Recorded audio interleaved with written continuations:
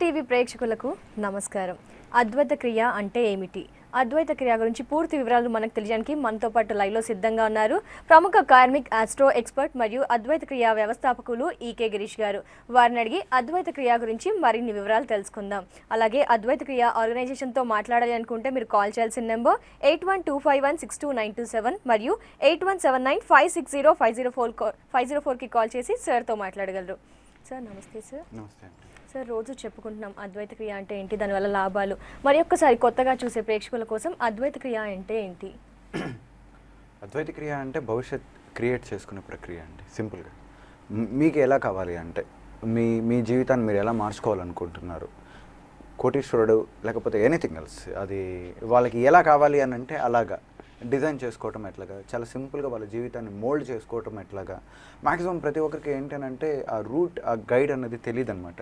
వాళ్ళ లోపల ఉన్న ఇన్నర్ ఎబిలిటీని ఎలా అర్థం చేసుకోవాలి, ఎలా డెవలప్ చేసుకుంటే గొప్పవాళ్ళు అవుతారు, ఇటువంటి కాన్సెప్ట్స్ వాళ్ళకి జనరల్గా అర్థమై ఉండదు. ఇటువంటి వాళ్ళకి మీ లక్ష్యాలని ఎలా ప్రాక్టీస్ చేసుకుంటే, ఎలా కాన్సన్ట్రేట్ చేసుకోగలిగితే మీరు అనుకున్న లక్ష్యాలను ఈజీగా నేర్చుకోగలుగుతారు, ఈజీగా పొందగలుగుతారు. మీ జీవితంలో మీరు ఏదైతే హ్యాపీనెస్ని పొందాలి అని అనుకుంటున్నారో ఇట్లాంటివన్నీ కూడా అద్వైత క్రియ కాన్సెప్ట్ ద్వారా నేర్చుకోవచ్చు అండి. సో సింపుల్గా చెప్పాలి అంటే అద్వైత క్రియ అంటే ఈజ్ ఏ క్రియేటర్, మన లోపల ఉన్న ఎనర్జీని బయటకు తీసుకొని వచ్చే అతీతమైన డిఫరెంట్ కైండ్ ఆఫ్ ప్రాక్టీస్ అనమాట. సో ఇది భవిష్యత్తు గురించి చెప్పదు, భవిష్యత్తుని ఎలా తయారు చేసుకోవాలో చెప్తుంది. ఓకే సార్, అంటే ఈ అద్వైత క్రియని మనం ఇప్పుడు ఎలా ఇమాజిన్ చేసుకోవచ్చు అంటే సార్, లైక్ స్పిరిచువల్లా, లేకపోతే డివోషనలా, ఆధ్యాత్మికతనా, లేకపోతే సైంటిఫిక్గా ప్రూవ్ అయిందా ఏంటి, ఏ విధంగా దీనికి రిలేషన్ ఉంది అంటారు? ఎవ్రీథింగ్ అండి. దీంట్లో ఇది ఉంటుంది ఇది లేదు అని చెప్పడానికి లేదు. నేనంటే ఫస్ట్ సైంటిఫిక్గా it is proven subject. Second one ఏంటనంటే స్పిరిచువల్ కంపల్సరీ. ఇక డివోషనల్ కాంబినేషన్ అని అంటారా, డివోషనల్కి స్పిరిచువాలిటీకి అంటే ఆధ్యాత్మికతకి భక్తికి చాలా తేడా ఉంటుంది. భక్తి కేవలం నమ్మకంతో కూడుకున్నటువంటిది, ఆధ్యాత్మికలో నిజం అనేది ఒకటి ఉంటుంది. నిజాన్ని చూసిన తర్వాతే వివరణ వచ్చేది ఆధ్యాత్మికత. సో ఒక స్పష్టమైన మార్గనిర్దేశకం ద్వారా ఒక ప్రాపర్గా ఐడియాలజీని ఎలా ఉపయోగించాలి, కరెక్ట్గా కనుక ఏ విధంగా ట్యూన్ చేయగలిగితే బ్రెయిన్ని, మన ఆత్మని కరెక్ట్గా ట్యూన్ చేయగలిగితే ఎలా వెళ్ళగలుగుతామో, ఎటువంటి పొజిషన్కి రీచ్ అవ్వడం జరుగుతుంది అనేది సైంటిఫిక్ నామ్ అనేది కంపల్సరీ ఉంటుంది. వితౌట్ సైంటిఫిక్ ఈ ప్రపంచంలో ఏదీ లేదు. ఈవెన్ భగవతత్వం కూడా ఒక సైంటిఫిక్ ప్రూఫ్తోనే ఉంటుంది. చూడలేని వాళ్ళు దాన్ని అర్థం చేసుకోలేరు. వాళ్ళ దృష్టిలో ఎప్పటి వరకు అని అంటే నార్మల్ లెవెల్లోనే కనబడుతుంది సైన్స్ వైజ్గా. స్పిరిచువల్ వైజ్లో ఏంటంటే రెండు మెర్జ్ అవుతుంది. So even any kind of spiritual concept కూడా సైన్స్తో ముడిపడి ఉంటుంది. సైన్స్ లేని స్పిరిచువాలిటీ కాదు. సో బోత్ ఆర్ కాంబినేషన్తో ఉంటుందన్నమాట. డెఫినెట్లీ దానికి ఒక ఎవిడెన్స్ ఉంటుంది, దానికి ఒక కాన్సెప్ట్ ఓరియంటెడ్ ఉంటుంది. సిమిలర్లీ అద్వైత క్రియ కూడా ఏదో ఇల్యూజినేషన్ అంటే ఊహలతో కూడుకున్నటువంటి, భ్రమలతో కూడుకున్నటువంటి సబ్జెక్ట్ కాదు, ఒక వాస్తవికతతో కూడుకున్నటువంటి సబ్జెక్ట్ అండి. సో దీంట్లో సైన్స్ ఉంది, స్పిరిచువాలిటీ ఉంది, ఎక్సెట్రా కూడా ఉన్నాయన్నమాట. నిజం ఉంది దీంట్లో, సింపుల్గా చెప్పాలంటే నిజం. ఓకే సార్, ఒక కాల్ ఉన్నారు, మీతో మాట్లాడి వారితో మాట్లాడదాం. హలో హలో, నమస్తే అండి, అద్వైత క్రియ కార్యక్రమానికి స్వాగతం. మీ పేరు? నమస్తే అమ్మా, నా పేరు ఉదయ, మలక్పేట నుంచి మాట్లాడుతున్నాను. ఓకే అండి, ఇక్కడ అద్వైత క్రియ వ్యవస్థాపకులు ఈకే గిరీష్ గారు ఉన్నారు, వారితో మీ సందేహాన్ని వివరించండి. హలో. నమస్తే గిరీష్ గారు. నమస్తే అండి, కొంచెం గట్టిగా మాట్లాడండి. మా అబ్బాయి ఇదివరకు బెంగళూరులో జాబ్ చేశాడు. మ్యారేజ్ చేసాం, పాప పుట్టింది. మరి 4 years అవుతుంది, 4 years నుంచి జాబ్కి వెళ్ళట్లేదు. ఎందుకు వెళ్ళట్లేదు? గుడ్. ఇదివరకు కూడా మీతో ఇదే విషయం మాట్లాడాను నేను. అంటే ఇప్పుడు ఎగ్జాంపుల్ చెప్తానండి. అంటే ఒక సంకల్ప బలాలకి ఒక ప్రత్యేకమైన విధానం ఉంటుందండి. వాటికి ఎక్కడ వరకు అయితే మన ఆలోచనలు నిర్మితం చేశామో అక్కడి వరకు మాత్రమే వెళ్ళి ఆగిపోతుంది అనమాట. ఇంకా దాని మించి ఒక అడుగు కూడా వేయదు. సో సిమిలర్లీ మీ అబ్బాయి యొక్క జీవితంలో కూడా తనకి అక్కడి వరకు మాత్రమే ప్లాన్ చేస్తున్నాడేమో తన కెరియర్ వైజ్గా. అంటే లైక్ కొంతమంది స్టూడెంట్స్ చెప్తాను మీకు, అంటే ఈజీగా అర్థం అవ్వడానికి. కొంతమంది విద్యాభ్యాసము నేను ఇంటర్మీడియట్ పాస్ అయిపోతే చాలు అనే ఆలోచన ఉన్నంత వరకు మాత్రమే అక్కడి వరకే ఉంటుంది. ఇంకా ఆ తర్వాత వాళ్ళు చదవడానికి స్కోప్ ఉంటుంది అనమాట. అంటే వాళ్ళ యొక్క ఆలోచనలు అక్కడి వరకే. కొంతమందికి PhD లెవెల్కి వెళ్ళాలి అనే ఆలోచన ఉంటుంది. మొత్తానికి ఏదో రకంగా ట్రాన్స్ఫర్మేషన్ చెందో ఏదో రకంగా వెళ్ళి ఆ ప్రాంతానికి వెళ్ళడం జరుగుతుంటుంది అనమాట. సో సిమిలర్లీ మీ అబ్బాయి యొక్క ప్లానింగ్లో ఏంటంటే ఒకసారి IBM కావచ్చు, లేకపోతే ఇన్ఫోసిస్ కావచ్చు, ఐ థింక్ మీరు IBM గురించి చెప్పుంటారు అనుకుంటాను. ఆ కంపెనీలో వెళ్ళాలి అని చెప్పేసి కలలు కన్నాడు. అక్కడికి వెళ్ళాడు, పనిచేశాడు, అయిపోయింది. సో అక్కడ వరకు అతను క్లోజ్ అనమాట. ఇంకా ఆ తర్వాత అతనికి విజువలైజేషన్ అనేది పుట్టుండదు. సో కొత్త థాట్ అనేది పుట్టదు. ఇక్కడ రీఛార్జ్ చేసుకునే విధానం అనేది ఇక్కడ ఉంటుందన్నమాట. అంటే మరలా ఆ సంకల్పాన్ని ఉధృతం చేయాలి, కరెక్ట్గా మళ్ళీ ప్లానింగ్ ఎలా చేయగలిగితే అలా రీచ్ అవ్వడం పెద్ద సమస్య కాదండి, చాలా ఈజీ అది. ఓకే, కాల్ చేసినందుకు ధన్యవాదాలండి. మరో కాల్ ఉన్నారు సార్, వాటితో మాట్లాడదాం. హలో హలో హలో హలో, నమస్తే అండి, అద్వైత క్రియా కార్యక్రమానికి స్వాగతం. మీ పేరు? నమస్తే అండి. మీ పేరు చెప్పండి మొదటగా. అది నేను సార్తో మాట్లాడాను అలాగే డౌట్ అండి. గురించి. ఓకే అండి, మాట్లాడండి సార్. హలో నా పేరు పద్మావతి. హలో మాట్లాడండి, సమస్య నమస్తే అండి, నా పేరు నమస్తే పద్మావతి. నమస్తే అండి, నమస్తే మాట్లాడాను. చెప్పండి. మీరు అదే ముక్తి గురించి లేదు అని చెప్తున్నారు కదా, అవునండి, నాకు చాలా డౌట్స్ వస్తున్నాయండి, దానికోసం అని అడుగుదామని. చెప్పండి, అడగండి. శంకరులే సాక్షాత్గా చెప్పారు కదా, సత్సంగత్వే నిస్సంగత్వం, నిస్సంగత్వే అది నాస్తిక జీవన్ముక్తి అని. అదే విధంగా అహంత్వా సర్వపాపేభ్యో మోక్షయిష్యామాశుచ అని కృష్ణుడు కూడా అన్నాడు. అదే విధంగా లలితా సహస్రంలో చూస్తే జన్మమృత జరాప్త జన విశ్రాంతి దాయిని అని లలిత అమ్మవారి నామాల్లో ఉంది కదా. ఇవన్నీ మరి ముక్తి గురించి చెప్తూ ఉంటే మీరు ముక్తి లేదు అని అంటుంటే నాకు కన్ఫ్యూజన్ గా ఉంది. ఇక్కడ క్లారిటీ ఏంటనంటే ఒక ఆటం నుంచి మరలా అందరం పుట్టుకొని వచ్చామండి. ఇదే విధంగా ఈ ఆటం నుంచి మరలా ఒరిజినల్ పొజిషన్కి వెళ్ళడం జరుగుతుంది. అంతేకాని ఒక పర్టికులర్ పార్టికల్ సపరేట్ అయిపోవడం అనేది ఉండదు. ఈ సృష్టిలో ప్రతి ఒక్క జీవికి మరియు ప్రతి ఒక్క ప్రాంతానికి అంటే ఎనీథింగ్ ఎల్స్కి అవినాభావ సంబంధాలు అనేది ఏర్పాటు చేసుకొని రావడం జరుగుతుంది. ఈ అవినాభావ సంబంధాలను సడన్గా కట్ చేసుకుని వెళ్ళడానికి మనకు స్కోప్ లేదు. ఎందుకంటే టోటల్ క్రియేషనే థాట్స్ మీద జనరేట్ అవుతుంది. ఒక థాట్ రిలీజ్ అయ్యింది అని అనుకోండి, ఆ థాట్కి ఇంకొక కొలాబరేషన్ ఉంటుంది, ఇంకొక సబ్ లింక్ ఉంటుంది. ఇలాంటివి అన్నిటి కొలాబ్ అయితేనే హ్యూమన్ లైఫ్ అనేది ఫామ్ అవుతుంది. ఈరోజు నేను భోజనం చేయాలి అని అంటే నా కోసం ఎక్కడో శ్రీకాకుళంలోనో లేకపోతే నెల్లూరులోనో ఇంకెక్కడో పండించిన వ్యక్తి యొక్క రైస్ వాళ్ళు అనమాట. అతనికి నాకు లింక్ ఏంటి అని అంటే this is mutual understanding, mutual benefit అనేది ఒకటి ఉంటుందన్నమాట. యూనివర్స్ ఎప్పుడు ఏంటనంటే మ్యూచువల్ కంపారిటివ్ మీదే పోతూ ఉంటుందన్నమాట. ముక్తి అన్నది ఏంటనంటే మీరు సస్టైనబిలిటీని పూర్తిగా ఆపేసినట్టు అవుతుంది. Energy cannot be destroyed. ఆ థీరీని గుర్తుపెట్టుకోండి ఒకసారి. నేను సైంటిఫిక్గా కూడా చెప్తున్నాను. మీరు చెప్పినట్టు అక్కడ మోక్షం అనే థీరీ గురించి వివరణ మధ్యలో స్క్రిప్ట్ని యాడ్ చేయడం జరిగింది. మీకు తెలుసా? మీరు కరెక్ట్గా ఒరిజినల్ పాత్ని మీరు చూసారా? ఎందుకనంటే మధ్యలో చాలా వైపు స్పిరిచువల్లో చాలా రెవల్యూషన్స్ రావడం జరిగిందనమాట. హైందవ మతంలోకి కొన్ని మోక్షం అనే ఒక క్యారెక్టర్ని తీసుకురావడం జరిగిందనమాట. వాస్తవానికి మోక్షం అనే తత్వం అనేది లేదు. అలా గనక ఉంటే సప్తర్షులు ఫస్ట్ మోక్షాన్ని అడిగి ఉంటారండి. అది మోక్షం అనేది లేదు. మోక్షం అంటే ఏంటో తెలుసా మీకు? బాధ నుంచి బయటికి వెళ్ళటం, బాధలు అనే ఒక తత్వం నుంచి బయటికి రావటం, అంటే తనను తను అర్థం చేసుకోవటం, తన లోపల ఒక శక్తి ఉందని అర్థం చేసుకోవడం మోక్షతత్వాన్ని పొందటం అనమాట. అది ఎప్పుడు కలుగుతుంది? ఆధ్యాత్మికత అంటే థర్డ్ ఐ అనేది ఓపెన్ అయినప్పుడు మాత్రమే జరుగుతుందనమాట. అది నిజమైన మోక్షతత్వానికి అర్థం అనమాట.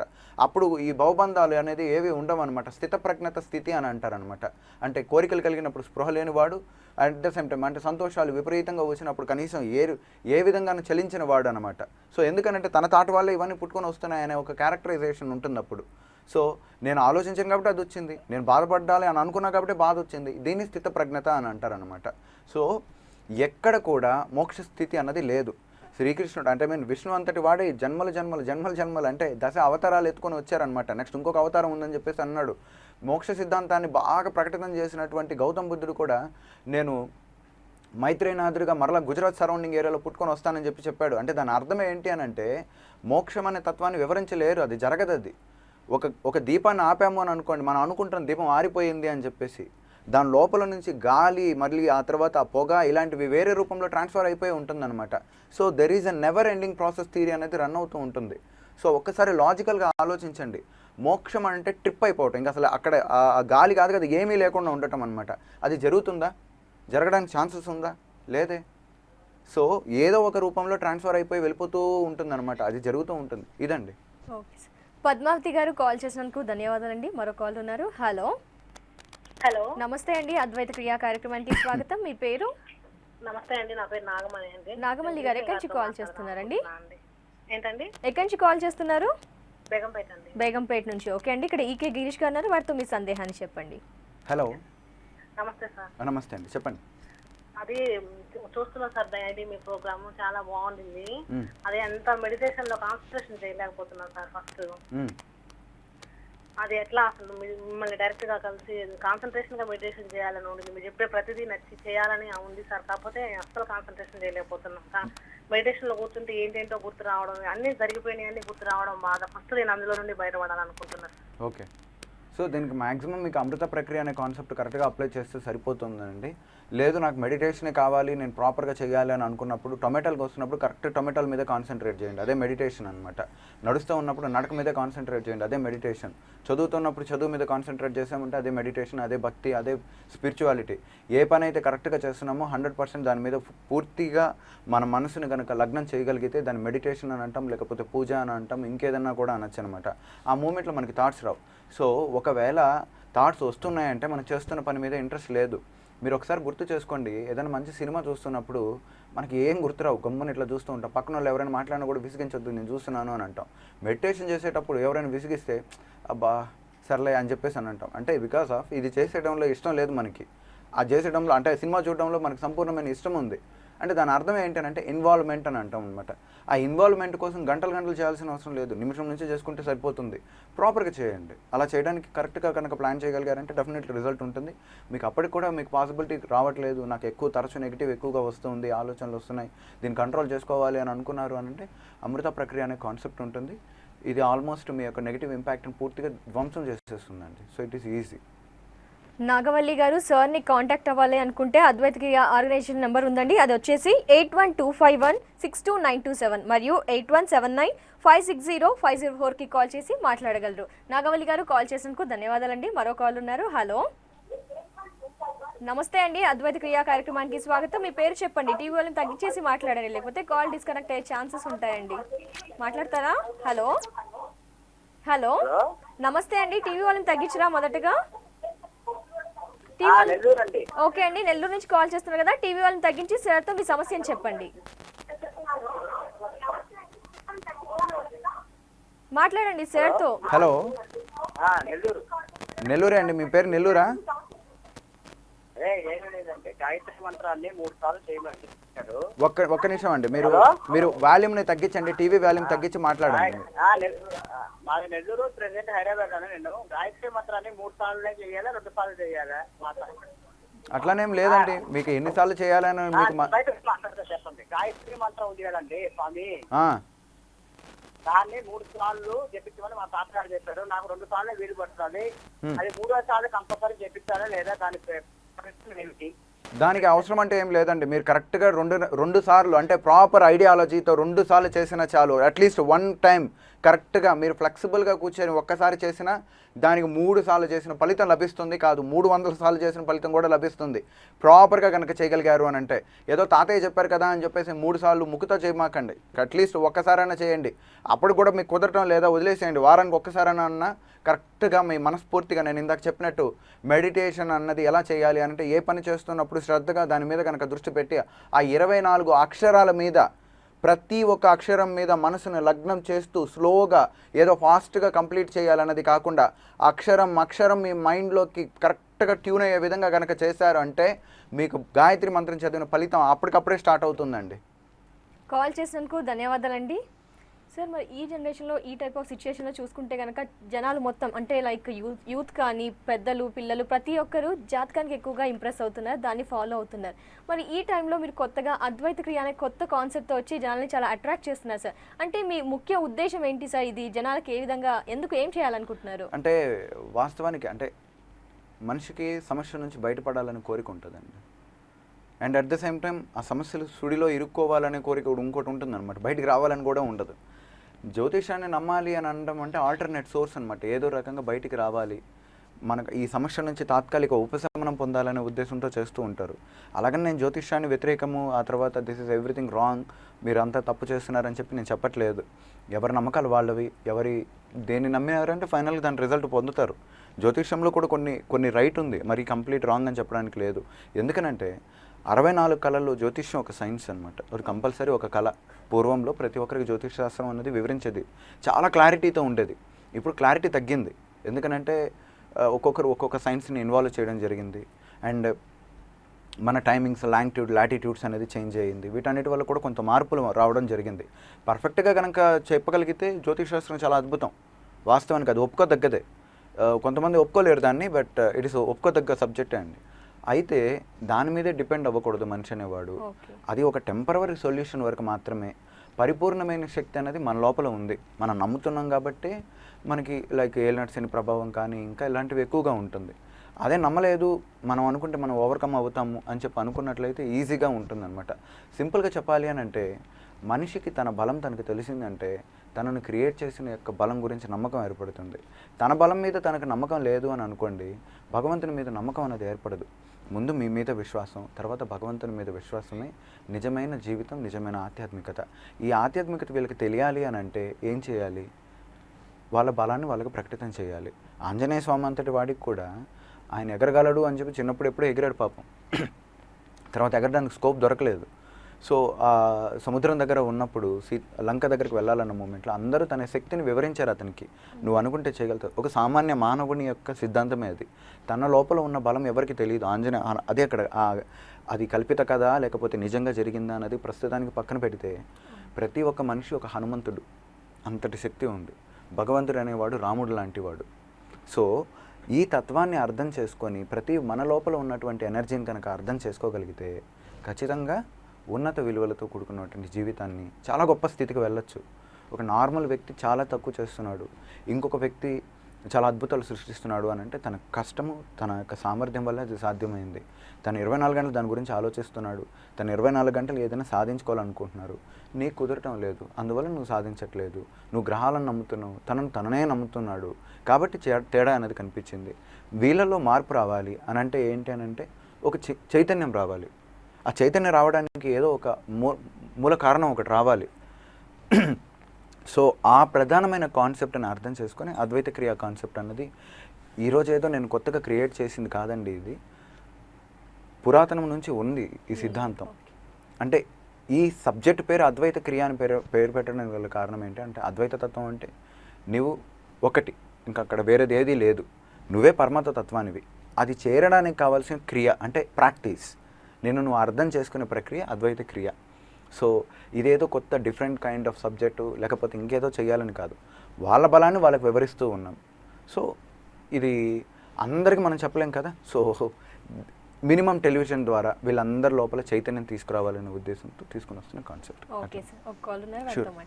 హలో, నమస్తే అండి, అద్వైత క్రియా కార్యక్రమానికి స్వాగతం. మీ పేరు? ఉమామహేశ్వరి గారు, ఎక్కడి నుంచి? నాగోల్ నుంచి అండి. ఓకే అండి, ఇక్కడ సార్ ఉన్నారు, సార్తో మీ సందేహాన్ని చెప్పండి. హలో హలో హలో చెప్పండి ఉమామహేశ్వర్ గారు. నేను గిరీష్ గారు. నేను మాట్లాడుతున్నాను, చెప్పండి. హలో, నేను ఒక ప్రభుత్వ ఉద్యోగిని అండి, రిటైర్డ్ ప్రభుత్వ ఎంప్లాయ్. హలో చెప్పండి. రిటైర్డ్ ప్రభుత్వ ఎంప్లాయ్ అండి. నేను ఒక ప్రభుత్వ ఉద్యోగిని అండి, రిటైర్డ్ ప్రభుత్వ ఎంప్లాయ్ని. యాక్చువల్ ఏంటంటే నేను మీ అద్వైత క్రియ కాన్సెప్ట్ నా సైకాలజీకి చాలా దగ్గరగా ఉంది. నేను అదే సైకాలజీ తోటి అదే విధంగా నేను నా లైఫ్ నేను చేసుకోవడం జరిగింది. నేను నమ్ముకున్నాను, భగవంతుని నమ్మాను. అయితే నేను ఒకటే అండి, ధర్మాన్ని కాపాడండి, ధర్మం మిమ్మల్ని కాపాడుతుంది అని అంటారు కదా. అది ఒక సందేహం నేను అడుగుతున్నాను. మరి నేనైతే చాలా ధర్మంగానే ఉన్నాం, మేము ఉద్యోగంలో కానీ నార్మల్ లైఫ్ లో కానీ చాలా ధర్మంగా ఉన్నాను. కాకపోతే ఇక్కడ మిషన్ అయితే చాలా ఆ ధర్మం నాకు ఒక విషయంలో నన్ను ఆదుకోలేదు. ఎందుకంటే పూర్తిగా నేను ధర్మాన్ని నమ్ముకొని ఉన్నాను, ఆ ధర్మం నన్ను కాపాడలేదు. అది ఎందుకని? తర్వాత ఇందాక మీరు మోక్షం గురించి అడిగారు, చెప్పారు కదా ఒక మేడం, కాశీలో చనిపోతే మోక్షం ఉంటుంది అంటారు కదా, దాని విషయం ఏంటి చెప్పండి. అది సందేహం. ఎందుకంటే మేము చాలా ఇదిగా ఉన్నాము, అయినా కూడా నేను ఒక ఇదితోటి ఉన్నా అనమాట, ఒక ఓవర్ కాన్ఫిడెన్స్ తోటి. ఏమని, ఇది ధర్మం కాపాడుతుంది, భగవంతుడు నమ్ముకున్నాము, భగవంతుడు కాపాడుతాడు. ఒకవేళ నేనేమైనా తెలివి తక్కువగా ఉన్నా, ఇంకా నేనేమైనా ఏదైనా చేసినా దేవుణ్ణి నమ్ముకొని ఉన్నాము, నన్ను నేను నమ్ముకున్నాను కదా అనే ఓవర్ కాన్ఫిడెన్స్ తోటి ఉన్నాను నేను.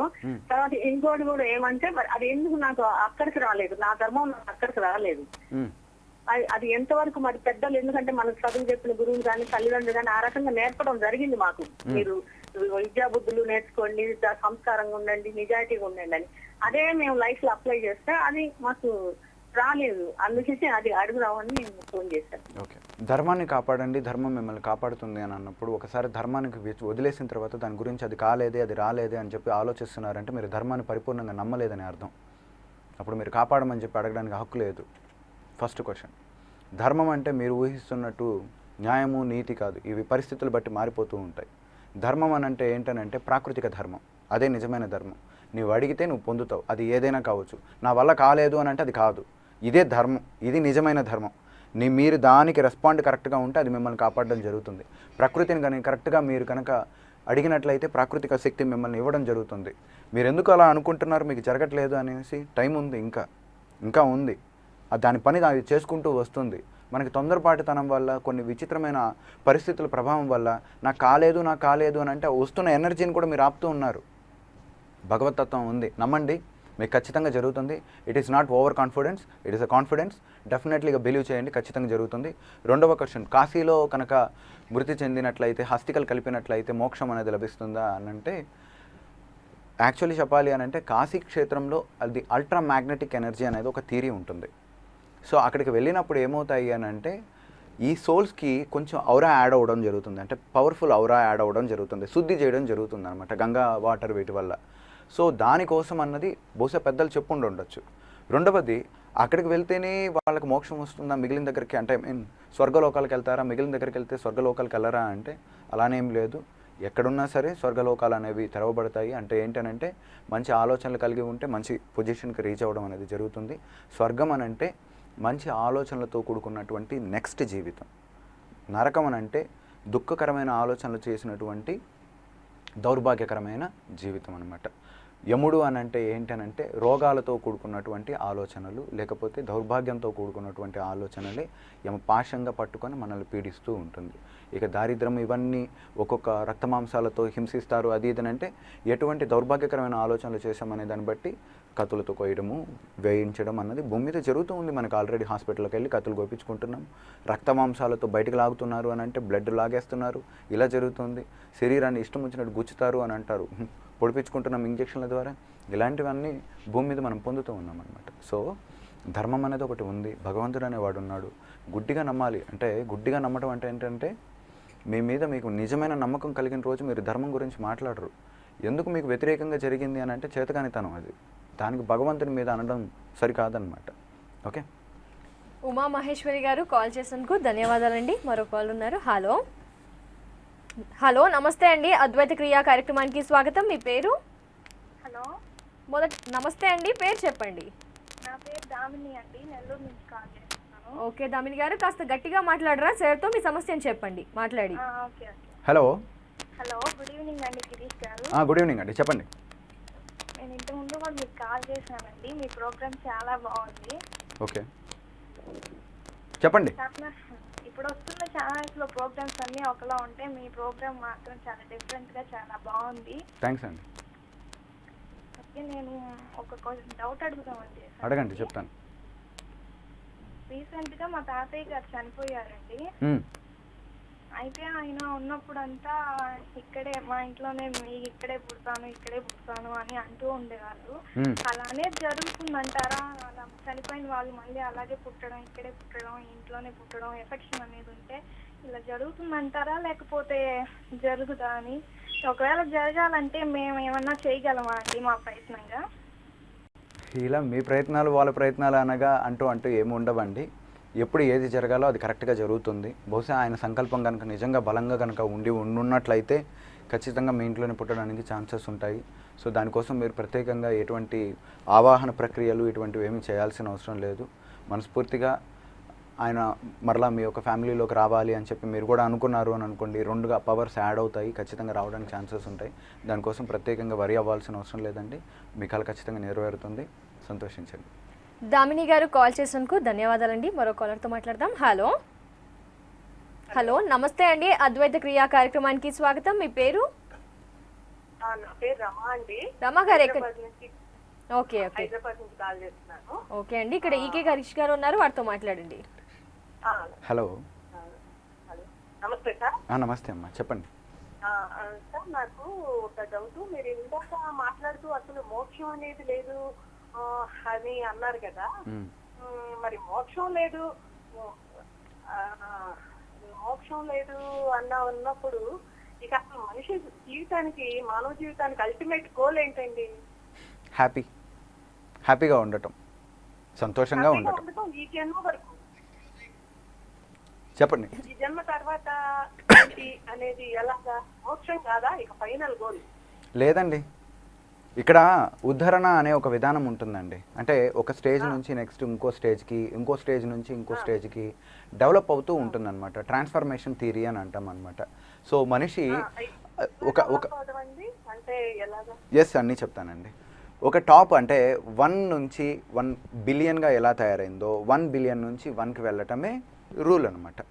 ఓకే, ఆరోహణ అవరోహణ థియరీ అనేది ఖచ్చితంగా ప్రతి దగ్గర ఉంటుంది. సో సిమిలర్లీ ఇక్కడ కూడా ఏమవుతుంది అని అంటే మనం పుట్టాము, చనిపోతాం, పుడతాం, చనిపోతాం, పుడతాం, చనిపోతూ ఉంటాం, మరలా సృష్టి ఉద్భవిస్తుంది, ఎండ్ అవుతుంది, మరలా పుడుతుంది, మరలా ఎండ్ అవుతుంది, మరలా పుడుతుంది, మరలా ఎండ్ అవుతుంది, ఇలా జరుగుతూనే ఉంటుంది. అంతం అనేది ఉండదు. సో ఇది తెలుసుకున్న తర్వాత అందరిలో ప్రకటితమయ్యేది ఏంటి అంటే ఈ క్షణం హ్యాపీగా ఉండటం నేర్చుకోవటం అనమాట.